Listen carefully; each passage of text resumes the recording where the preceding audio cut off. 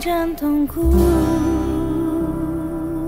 Cara bagaimana kita akan menjalani kehamilan dan bagaimana akan menjalani persalinan. Dan yang saya tahu nih, kalau secara sadar itu berarti kita sadar betul apa yang kita butuhkan pada saat persalinan nanti. Membuat sebuah birth plan, tadi Imu juga sempat bilang. Kenapa itu menjadi penting?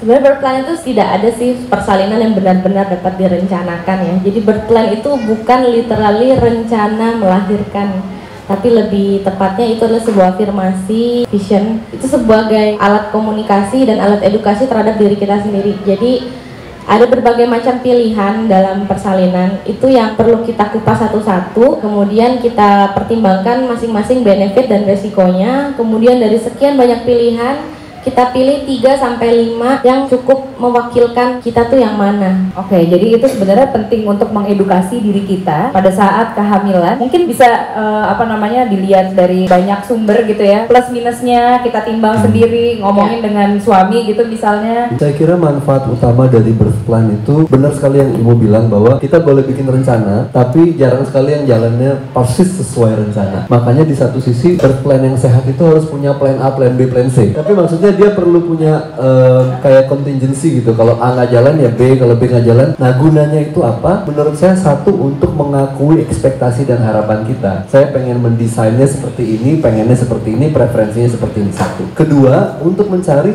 siapa yang bisa support setiap versi plan tersebut. Misalnya kalau plan A-nya melahirkan di rumah, berarti melahirkan di rumah didampingi oleh siapa? Kalau di hospital dengan natural birth, berarti saya cari dokter obgyn yang seperti apa? Kalau misalnya sesar, jadi untuk kita mengumpulkan pihak ketiga yang akan menjadi supporter, ya. Tapi bottom line-nya ketika sudah terjadi semua dan kita sudah mengakui harapan kita dan mengumpulkan tim supportnya dan mengkomunikasikan kepada keluarga dan suami dan semuanya bahwa ini adalah rencana kita, bottom line-nya adalah birth plan itu penting dibuat tapi jangan dicengkram. Karena kadang-kadang persalinan akan bisa kadang-kadang mandek karena secara psikologis birth plan terlalu dicengkram di hari H. Itu sebabnya Ibu punya tagline keren tuh, apa tuh yang 3 kata itu? Sebenarnya share dari suamiku dia selalu bilang, ngajak kita harus bermimpi, lalu kita harus berusaha, dan terakhir kita harus lupakan di hari H. Mimpikan, usahakan, lupakan gitu. Bagi saya mungkin yang terakhir adalah lepaskan. Ya kan, kita bisa ingat tapi jangan dicengkram gitu, karena tidak melepas menghalangi kita untuk berserah, dan berserah bisa memandekkan proses bersalin itu sendiri. Tapi proses bermimpi dan berusaha dan berencananya penting untuk kita bisa mengakui apa yang saya mau dan apa yang harus saya lepas nantinya. Jadi proses bermimpi itu adalah ketika kita lagi mencari-cari ilmu edukasi persalinan, seperti ikutan kelas, ikutan seminar. Setelah itu, setelah pulang dari sini, oke, Mas Reza ngomong ini, Ibu ngomong ini, Andin ngomong ini. Kita akan usahakan sesuai yang kapasitas kita seperti apa. Kita usahakan sampai maksimal hari H, birth plan ini udah semua disimpan aja. Lalu apakah si birth plan ini bisa kita komunikasikan ke birth provider? Maksudnya dalam arti misalnya kita bersalin di rumah sakit gitu ya, terus kita udah punya birth plan A, B, C gitu. Apakah bisa kita kasih, dok saya punya birth plan-nya gini loh. Jadi setelah kita mengenali kita yang kita mau apa, kuncinya di kita usahakan, lalu kita komunikasikan dengan baik sama birth provider kita. Ya, terus kemudian hasilnya apa sih? Sebenarnya pilihannya tinggal 2. Kalau misalnya provider kita sepakat sama kita dan bersedia mengikuti apa yang birth plan kita inginkan, ya bagus. Tapi kalau misalnya nggak sepakat, pilihannya cuma 2. Turun standar kita, atau kita cari sampai dapat provider yang memang bisa sesuai sama standar kita. Jadi penting sekali untuk memilih birth provider atau penyedia persalinan gitu ya. Itu bisa siapa aja yang sesuai dengan birth plan yang kita punya gitu kan? Iya, karena kita kadang-kadang lebih selektif dalam memilih kulkas daripada memilih birth provider. Kita riset di Google ya kan, suhunya, mereknya, daya tahannya, harga jual kembali. Tapi ketika kita memilih birth provider, kadang-kadang kita nggak selektif. Yang duluan direkomen aja atau yang saya udah nyaman sama dia, sehingga kita kemudian jadi dapat informasi yang sangat in a way sangat terbatas mengenai pengetahuan tentang kehamilan dan persalinan gitu. Jadi memang kita perlu pendapat kedua, pendapat ketiga, teliti sebelum membeli. Itu sangat berlaku, sebenarnya lebih penting daripada beli kulkas atau beli kamera pada saat salinan. Jadi yang paling penting itu ibu dan bayi itu punya hak untuk selalu dapat didengar, dipercaya kemampuan tubuh kita, dan diberi kesempatan dengan tangan terbuka untuk dapat bisa memiliki persalinan yang indah. Jadi perjuangkanlah. Satu lagi, kalau misalnya kita mau ujuk-ujuk birthplan, jangan cuma maunya doang. Jadi kitanya juga harus berusaha penuh dan meyakinkan bahwa ya aku nih bisa untuk dipercaya, didengar, dan aku berhak untuk mendapatkan persalinan yang indah. Gini, kondisi industri persalinan sekarang belum semuanya open minded untuk plan A, plan B, plan C, plan D. Jadi saran praktis saya, birth plan A komunikasikan ke birth provider A. Dia nggak perlu tahu plan B, C, dan seterusnya. Kecuali kalau birth provider Anda sangat open minded, Anda bisa ceritakan semuanya. Tapi kalau enggak, itu akan mengundang keribetan dan drama yang tidak perlu. Apalagi lagi hamil kan, makin drama. Ibu hamil itu secara energetik sangat sensitif untuk menangkap dan mengasimilasi segala jenis respon baik yang positif dan negatif. Karena energinya lagi terbuka itu ya. Exactly. Sistem tubuh dan batin kita lebih peka untuk menangkap segala yang terjadi di sekitar kita. Oke. Ya. Dan kita nggak bisa memastikan hidup kita selalu kedap negativitas. Itu sebabnya mungkin kita perlu jaga diri. Plus kalau negativitasnya terlanjur masuk, belajar untuk mengolah hingga netral. Karena story-story yang menakutkan mengenai persalinan atau kadang-kadang kan kita meletakkan posisi dokter tuh kayak ada jadi dewa gitu ya. Apa kata dokter pasti benar, dia lebih 1 derajat di bawah Tuhan gitu kadang-kadang posisinya. Jadi kita perlu selektif juga dokter mana yang kita dengarkan. Plus kita cross check benar nggak informasi medisnya seperti itu. Karena saya yakin semua dokter pasti niatnya baik. Cuman kadang-kadang mungkin ada pengalaman kurang baik dengan klien sebelumnya yang terkomunikasikan sebagai kekhawatiran buat kita. Terus kita jadi ikut panik. Nah mungkin maksudnya dokter adalah memperingatkan. Tapi pada saat ibu hamil sedang peka, yang didapat adalah teror, bukan peringatan gitu ya. Jadi kadang-kadang kita memang perlu selektif, tapi juga perlu punya pendapat lain yang mengimbangi bagaimana batin kita menyikapinya. Mungkin dalam hal ini sebenarnya yang bisa membantu adalah peran suami juga sangat besar ya, atau siapapun support dari keluarga, support dari partner kita. Apa yang bisa dilakukan sebagai pendamping, atau kita bisa membatasi siapa-siapa saja orang yang akan menjadi pendamping kita untuk kehamilan dan persalinan gitu. Aku mengambil video yang ngehits dulu Mas Reza. Oh my god, itu adalah video inspirasiku. Iya, aku juga waktu hamil dengarnya video itu. Boleh lo lihat di YouTube, ada gentle birth dari Mas Reza dan Mbak Dewi waktu itu. Tuh Mas Reza lekat banget waktu itu aku mendengar kata-kata Mas Reza bahwa bayi itu adalah lokomotif, ibu itu adalah masinisnya ya Mas. Kalau dalam persalinan modern, dokter adalah lokomotif. Dia yang menginstruksikan kapan harus ngapain. Mungkin tim bidan dan susternya adalah gerbong kedua. Lalu ibu hamil yang ngikutin di belakangnya. Lalu keluarga, suami dan kawan-kawan. Terakhir adalah bayi yang menjadi akibat daripada ngikutin semua panduan dari lokomotif terdepan itu. Jadi malah bayi nggak berani dapat ngomong. Karena bayinya juga nggak pernah ditanya maunya gimana sayang. Anakku maunya dilahirinnya gimana, kapan sayang mau lahir gitu ya. Kalau gentle birth dibalik, yang memimpin adalah bayi, yang dengerin adalah ibu, gerbong selanjutnya. Nah gerbong selanjutnya yang kritikal yang terkait dengan pertanyaan ini adalah suami dan keluarga, baru birth providernya, bidan, dokter dan lain-lain. Jadi kita lagi menghamba kepada bayi yang menentukan kapan, bagaimana dia ingin dilahirkan. Apa yang bisa dikontribusikan oleh suami atau keluarga konkretnya di dalam gentle birth ini? Kalau dalam masa kehamilan, saya karena mengerti waktu dulu istri saya hamil, di hari H istri saya nggak boleh mikir. Kalau dia kebanyakan pengetahuan dari baca dan googling, dia akan nyangkut persalinan. Jadi waktu itu yang baca buku-buku kebidanan tuh saya, karena saya belum pernah mendampingi wanita bersalin. Orang bisa bilang, iya lu praktisi kesehatan. Enggak, saya belum pernah nangkep bayi. Saya baca buku emergency childbirth, saya baca buku, pokoknya buku-buku kebidanan supaya pengetahuan akademisnya ada di kepala saya. Tugas dia latihan tai chi, meditasi, connect dengan tubuhnya, biar dia nggak usah mikir di hari H. Meskipun ada beberapa pilihan-pilihan memang kita diskusi. Waktu itu saya memosisikan, pokoknya yang sifatnya ilmu pengetahuan tugas aku aja, biar kamu nggak kebanyakan mikir, gitu. Dan kemudian mungkin edukasinya lebih kepada nonton dokumenter video bareng, jadi kita bisa diskusi harapannya kemana. Itu pada saat kehamilan. Lalu pas menjelang persalinan, peran suami sampai sekarang masih saya lakukan. Saya ajarkan para suami melakukan acupressure persalinan. Karena waktu kontraksi datang, ada titik-titik yang kalau tahu cara nekannya, maka kontraksinya akan terasa tidak terlalu nyeri. Waktu saya ngisi kolam air di rumah, kan Dewi udah kontraksi tuh, ngisi kolam pakai pompa, tiba-tiba dia kontraksi, lari, tekan dia. ngisi air lagi, berapa menit kemudian kontraksi gitu. Jadi ada peran yang bisa dilakukan. Dan cowok itu kalau dikasih peran dia nggak panik. Kalau dia cuma nunggu nggak ngapa-ngapain dia Jadi nggak panik ya.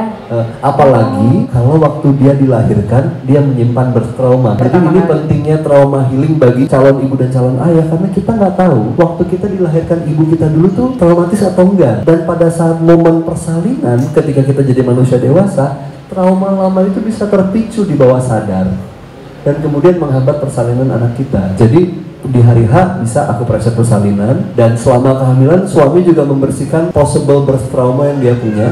Kemudian mungkin lebih banyak mengedukasi diri atas pengetahuan tentang persalinan dan kehamilan gitu ya. Dan setelah melahirkan, ya itulah makanya sekarang ada ayah ASI dan sebagainya, karena dukungan suami dan atau keluarga menurut saya besar sekali dan tidak.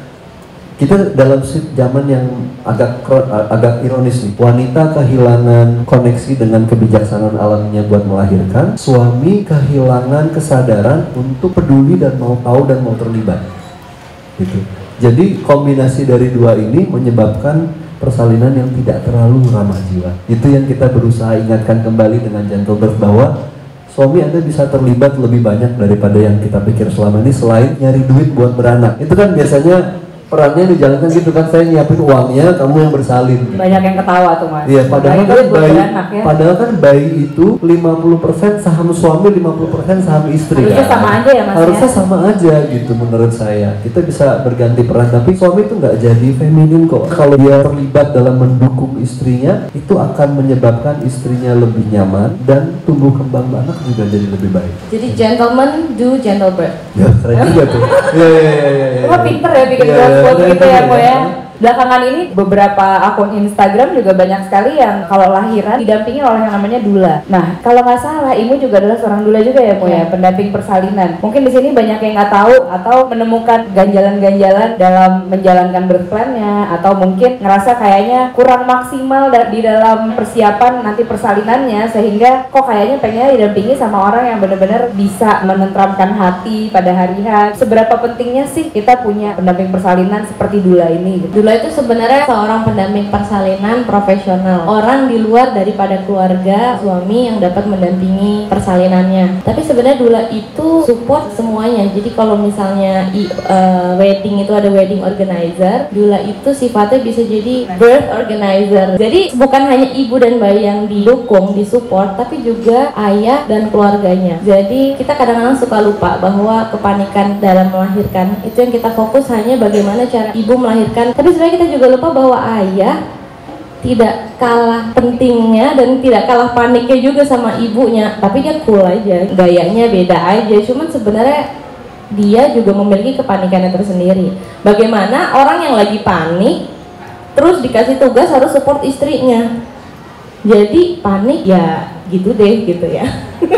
Mungkin ada yang akhirnya jatuhnya jadi melarikan diri pas waktu lahiran, maunya di luar aja main game gitu ya. Oh, jadi ternyata bisa. Sebenarnya itu rasa panik yang tidak tersalurkan, ya udah melarikan diri mungkin salah satunya. Memang kalau profesi dula itu relatif di Indonesia baru ya. Saya masih ingat beberapa klien saya ketika ngobrol sama objinnya, "Dok, saya nanti boleh didampingi oleh dula nggak?" "Apa itu dula?" kata dokternya gitu. Karena memang itu belum terlalu umum dan baru beberapa tahun terakhir. Tapi menurut saya pribadi, dula itu punya peran dan posisi yang penting sekali untuk menjembatani antara ibu yang bersalin dan kebutuhan dia apa, kemudian calon ayah which is suaminya, dan kemudian tim medis utama kalau misalnya memang melahirkan di rumah sakit untuk menangkap juga concernnya, supaya karena kadang-kadang waktu lagi bersalin ibu hamil sudah tidak bisa mikir, bapak hamil udah nggak bisa mikir, akhirnya kembali lokomotif adalah prosedur medis yang dititahkan bagaikan ketetapan ilahi gitu.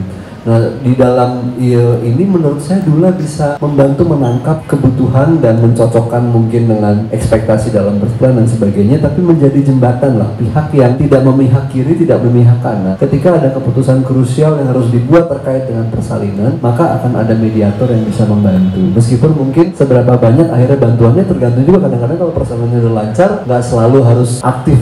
Iya. bisa juga sekedar mendampingi kan. Sebenarnya pencapaian terbesar dari seorang doula adalah ketika hadir ke persalinan terus nggak ngapa-ngapain. Exactly. Karena itu udah ada pemberdayaan sendiri ya Betul. dari suami istrinya. Ya. Dan juga yang menarik, zaman dulu kan persalinan selalu di rumah dan sama bidan. Anda tahu nggak pekerjaan apa yang paling sering dilakukan oleh bidan pas nunggu kliennya lahiran? Merajut. Jadi ibunya lagi kontraksi apa, dia ngerajut. Ada filosofi di balik itu. Satu, persalinan akan terjadi, juga yang akan terjadi. Justru dia filosofinya jangan ganggu. Karena makin diganggu, makin ditanya, makin diintervensi, persalinan makin sulit untuk terjadi secara alami. Kedua, riset belakangan menunjukkan melakukan sesuatu yang repetitif seperti merajut itu menyebabkan batin menjadi tenang. Makanya orang zikir, mengulang-ulang sesuatu yang sama atau meditasi sebenarnya menenangkan aktivitas saraf. Nah, pendamping persalinan yang tenang akan membantu supaya proses persalinan berjalan dengan lancar, karena di hari persalinan medan elektromagnetik tubuh ibu akan lebih lebar, dan siapapun yang masuk ke dalam medan energi tersebut, kalau dia stres, ibu akan ngerasain dan kemudian bisa mengganggu persalinan. Siapapun pendamping persalinan Anda, pastikan mereka masuk ke dalam medan energi Anda dalam keadaan tenang. Itu sebabnya bidan zaman dulu, meskipun nggak tahu penjelasan saintifiknya, dia ngerajut. Karena esensi persalinan alami adalah mostly nggak diganggu. Makanya ibu bilang tadi, pencapaian doula adalah ketika nggak ngapa-ngapain, hanya hadir untuk memberikan rasa aman, tapi persalinan berjalan apa adanya. Oh, menarik banget ya. Sejauh ini mungkin ada yang mau bertanya nggak? Kasih sebelumnya kesempatannya kepada Mas Reza, Mbak Imo, dan Mbak Andin. Sebenarnya tolak ukur apa yang dijadikan patokan seseorang bisa dikatakan, oh ini lahirannya gentle birth? Kadang-kadang kan itu dapetnya justru dari orang-orang luar ya, stigmanya, kamu ini lahirannya gentle birth gitu. Terus saya enggak, cuman karena misalnya dia lahirannya normal atau di air, sedangkan teman yang itu sesar gitu. Kadang-kadang itu malah jadi panjangnya intimidasi bagi orang-orang yang lahirnya tidak dengan cara gentle birth. Di situ kan mulai mulai jadi ada pro dan kontranya.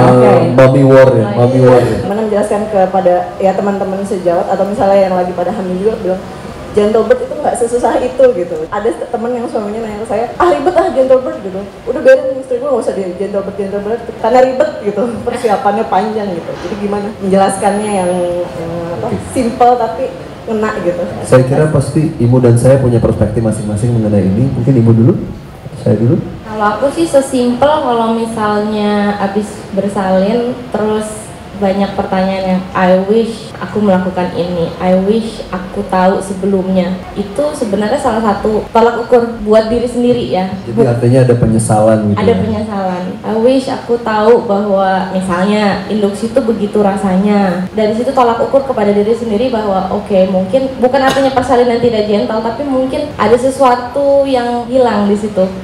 Ya, ada sesuatu yang miss di situ dari contoh kecil kayak gitu sih. Kalau saya juga sempat mempertimbangkan itu sebenarnya tolak ukurnya apa, karena klien saya banyak yang mengupayakan gentle birth. Dulu saya pernah punya patokan gini, gentle birth kan salah satu tujuannya adalah untuk minim trauma atau nggak ada trauma. Pada bayi yang trauma, total bayi menangis dalam sehari tidak lebih dari 30 menit atau 15 menit, saya lupa. 20 sih? Ya, saya saking udah lamanya nggak baca literatur. Tapi ada ukuran menit yang menandakan kalau dia lahir dan nangis lebih dari patokan itu berarti dia punya birth trauma. Tapi saya sudah lama nggak pakai patokan itu. Patokan praktis yang saya lebih pakai adalah satu, ada penyesalan nggak? Sama seperti Ibu bilang. Ya. Kedua, bisakah Anda mengingat persalinan Anda dengan penuh rasa bahagia? Kadang-kadang meluap-luap bahagia, bisa nangis tapi nangis bahagia gitu. Kayak itu sesuatu yang overwhelmingly joyful gitu. Dan ketiga, apakah selama hamil sampai anaknya tumbuh besar, prinsip kodrat alamiah itu dipegang terus atau enggak? Jadi ukurannya bukan lahir di rumah atau di rumah sakit, di air, di darat, di udara, bukan itu. Tapi apakah prinsip kodrat alamiah itu dipegang terus dan diupayakan untuk selalu balik ke alamiahnya gimana? Karena kita nggak perlu seorang pakar untuk meyakinkan bahwa bayi perlu minum ASI. Itu kan konyol banget pikir-pikir. Hamil, ada janin, keluar, ada susu, ya itu makanannya. Kita nggak perlu riset 30 riset ilmiah untuk meyakinkan kita memang alamiahnya begitu. Tidur, bayinya perlu di kamar terpisah atau di kamar bareng atau di ranjang terpisah atau bareng. Pertanyaan umum saya adalah kalau Anda terdampar di pulau, bayi Anda bakal tidur sama siapa? Ya sama saya. Ya itu alaminya begitu. Nggak usah pakai penjelasan yang terlalu rumit gitu. Nah jadi kalau kembali ke ukuran, saya ngerasa gitu. Kalau ada overwhelming joy, nggak banyak regret, menyesal, atau mengingat persalinannya. Itu bisa juga belum tentu traumatis sih, bisa juga penyesalan saja. Tapi kalau traumatis biasanya dia lebih kuat. Sampai kadang-kadang muncul, udah deh gue nggak mau hamil lagi, ya kan? Kadang-kadang kita sering dengar itu kan, saya nggak mau hamil lagi dan sebagainya. Sementara pada klien-klien yang cenderung gentle birth itu bukan berhasil atau gagal ya, tapi spektrum ya, dari gatot sampai sukses total, ada spektrum ya. Semakin ke arah ke pulih, minim trauma, ramah jiwa, penuh cinta, maka kadang-kadang ada ketidaksabaran untuk hamil lagi gitu.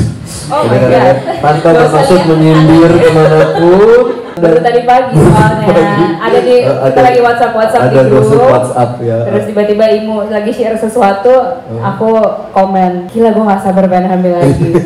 Kalau baru 3 bulan. Iya. Jadi karena pengalaman persalinan itu ada, yang saya bilang tidak pernah seorang wanita mengalami oksitosin setinggi momen persalinan, kecuali kalau persalinannya nggak gentle, dan kebanyakan enggak. Jadi itu mungkin indikator yang saya pakai sih gitu. Juga tentunya ada indikator-indikator klinis yang kita kenal sebagai baby blues, postpartum depression, problem seputar breastfeeding, problem seputar bonding. Itu akan kita bahas nanti. Kita akan bahas nanti. Iya. Menarik sekali tadi pertanyaannya, berarti soal kalau kita bawa mengenai soal persalinannya yang seperti tadi Mas Reza katakan gitu ya. Di situ ada peran yang besar sekali mengenai berserah. Kalau saya boleh cerita sedikit nih ya, waktu bersalin kemarin, mungkin di sini juga bagaimana rasanya kontraksi. Kontraksi rasanya nggak bisa pakai L, harus pakai R. Luar biasa sekali, karena saya juga tidak menyangka rasanya akan seperti itu. Walaupun di dalam 9 bulan udah belajar meditasi, udah belajar trauma healing, sudah olahraga ini itu dan segala macam, tapi tetap rasanya ya bakal ya begitu aja gitu, sama semua ibu tuh sama. Sempet ada rasa di saya, Tuhan kok gini amat ya rasanya ya, kan saya udah trauma healing, kan saya udah gini, sempet nangis ke Mas Ipe juga gitu, bahwa kok gini ya sayangnya gitu. Sampai akhirnya Mas Ipe sempat bilang, sayang kita udah sejauh ini loh mengusahakannya. Selang sekian waktu sempat ada itu udah 2,5 jam berjalan, salah satu bidan ngomong ke saya, Mbak Andin jangan lupa berserah ya.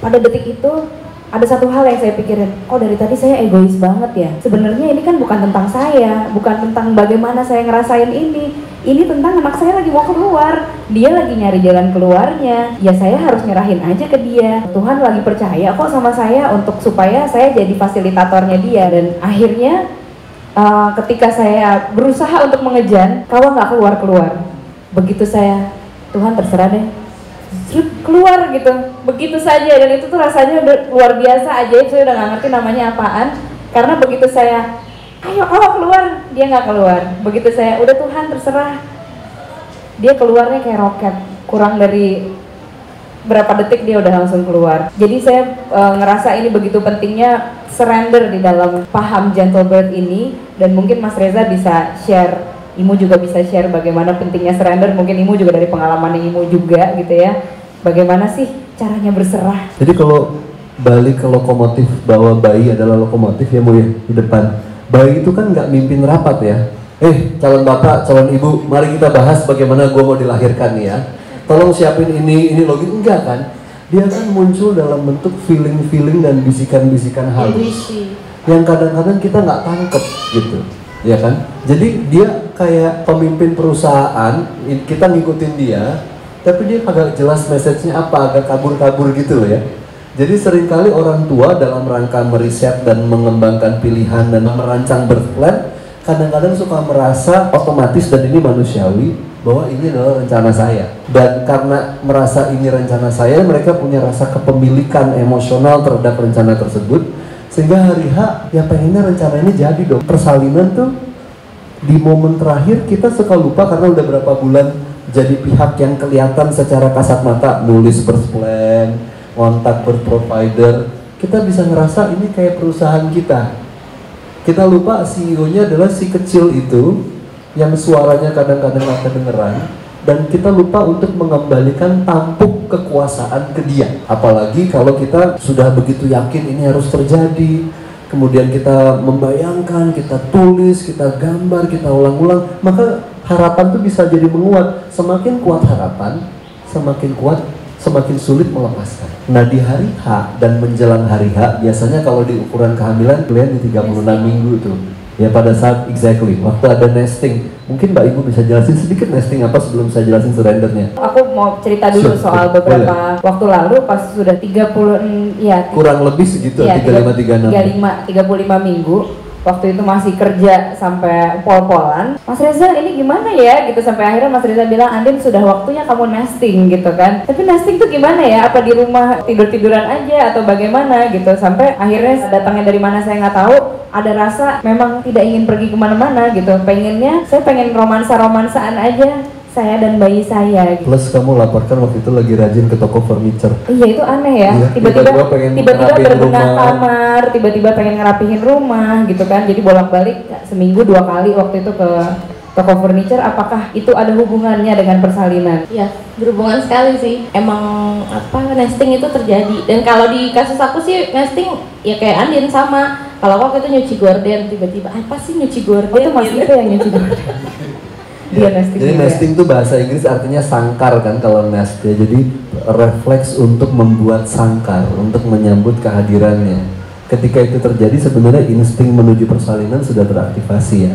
Nah terkait dengan surrender itu, ketika insting nesting muncul, maka itulah saatnya untuk kita surrender, lupakan, lepaskan, birth plan. Nggak apa-apa kalau ini tapi kamar ini masih belum rapi, saya belum beli ini, belum beli walkie-talkie buat manggil dokter, apapun lah gitu ya, lepasin aja. Pada saat itu adalah saat untuk mengembalikan tampuk kepada CEO yang pada saat itu akan mulai berbicara lebih sering dan lebih lantang kalau kita cukup hening untuk mendengar gitu. Nah itulah pentingnya surrender kadang-kadang, karena kita kadang-kadang nggak mendengar sehingga kita bingung sebenarnya maunya apa. Dalam banyak kasus sih menurut saya kekecewaan dan trauma juga bisa dihindarkan kalau kita nggak terlalu kuat mencengkeram harapan, optimisme dan rencana kita dengan pada saat akhir kehamilan surrender. Jadi seperti masak air, kalau kita tungguin kok lama banget, tapi kalau kita nggak tungguin kok tiba-tiba ada blubub-blubub aja. Exactly, itu pepatah bahasa Inggris namanya watch pot never boils. Sama seperti ini kan, maaf ya analoginya agak jorok ya. Kapan kita nungguin refleks pengen BAB? Ditungguin nggak datang-datang, ditungguin nggak datang-datang. Kita dorong, kita ngejar, nggak malah mungkin cedera. Tapi pada saatnya dia akan datang dengan segenap kemegahan dan alamiah, dan kita tinggal fasilitasi, oh sekarang waktunya, selesai. Persis sama, karena ini natural, alami di dalam diri kita. Ada pertanyaan satu dari social media, kabarnya kalau di gentle birth itu nggak ada, hampir tidak ada robekan selama persalinan. Iya, apakah itu benar terjadi? Jadi waktu dulu istri saya hamil, pesannya cuma 2. Satu pesan buat Dewi, satu pesan buat saya. Pesan buat Dewi adalah jangan ngejar. Gak apa-apa, tunggu aja, nanti akan ada saatnya kamu tinggal fasilitasi pasti keluar. Tapi kalau kita dorong sebelum waktunya, malah nanti jaringan di bawah sana nggak siap. Kadang-kadang terjadi robek, sobek, dan seterusnya yang membutuhkan jahitan. Saya tadinya nggak percaya, hingga kemudian Ibu Lani yang saya sayangi di belakang menceritakan saya tentang klien dia yang koma, hamil, koma, dan melahirkan dalam keadaan koma. Menurut Anda orang koma gimana cara ngedemnya coba? Nggak bisa kan? Tapi tubuh sudah tahu persis gimana caranya melahirkan, sehingga nggak perlu ngejana. Itu waktu itu yang dilakukan oleh istri saya dan beberapa klien-klien saya. Saya actually nggak tahu waktu itu kamu akhirnya mengalami ada kondisi atau tidak yang menyebabkan jahitan, tapi yang saya alami dengan istri saya tidak dibutuhkan jahitan karena jaringan di bawah sana meregang dengan sendirinya.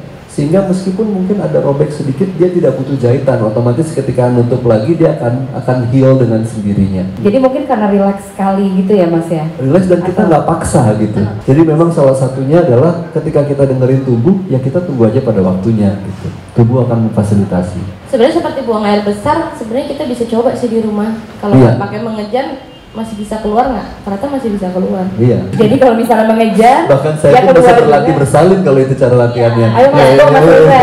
Saya aku suka ngajaknya gitu sih cara berlatihnya. Coba buang air besar tanpa mengejar. Nah itu mungkin bisa jadi latihan seperti Kegel gitu ya. Iya, Kegel dan yang lainnya ya. Iya. Hal-hal yang seperti ini mungkin juga bisa dikomunikasikan ke rumah sakit gitu misalnya, atau ketika kita mau bersalin, pastinya kan kita juga mencari lingkungan yang ramah untuk persalinan kita gitu kan. Iya, betul. Jadi kita juga bisa mengkomunikasikan hal-hal seperti ini juga gitu ya. Biasanya ibu gimana kan banyak nih klien dari 7 bulan gitu kan, Mbak tapi saya pengen intinya gini, apa saya bisa mengkomunikasikan, bagaimana caranya? Ya kembali tadi komunikasi dengan baik, dan sebelum komunikasi kita harus lakukan dulu apa-apa aja persiapan yang perlu kita lakukan sebelum kita mengkomunikasikan itu. Jadi ketika ditanya balik, emang apa yang kamu sudah lakukan untuk dapat tercapai keinginan kamu itu? Oh ya, aku sudah belajar Kegel, nutrisi aku juga sudah aku perbaiki, aku juga sudah pijat perineum. Ya, jangan bilang karena saya pengen ini karena ngikutin Mbak Andin. Oh nggak boleh. Itu akan jadi Boleh, posisi yang paling lemah di dalam bernegosiasi tentang ekspektasi Atau Anda. Kata orang gini, no, do your homework. Jadi homeworknya adalah sebenarnya dari Gentle Bird ini kita harus memberdayakan diri kita, mengedukasi, cari tahu sebagaimana apa yang kita ingin cari tahu, lalu disortir. Ini kayaknya gue banget, gue pengennya gini, dikomunikasikan juga ke suami, ke keluarga yang lain, baru kita bisa berusaha menuju apa yang kita inginkan gitu ya. Nah, udah pengen Gentle Bird karena pengen normal, terus ternyata memang entah bagaimana harus sesar. Apakah dia sudah gagal dalam Gentle Bird? Kalau dari awal saya pengennya sesar, apakah saya itu berarti tidak bisa berkomunikasi dengan janin saya? Apakah kan saya udah berkomunikasi juga, saya udah bilang misalnya janin kita lahir sesar ya gitu, atau bagaimana itu? Belahan jantungku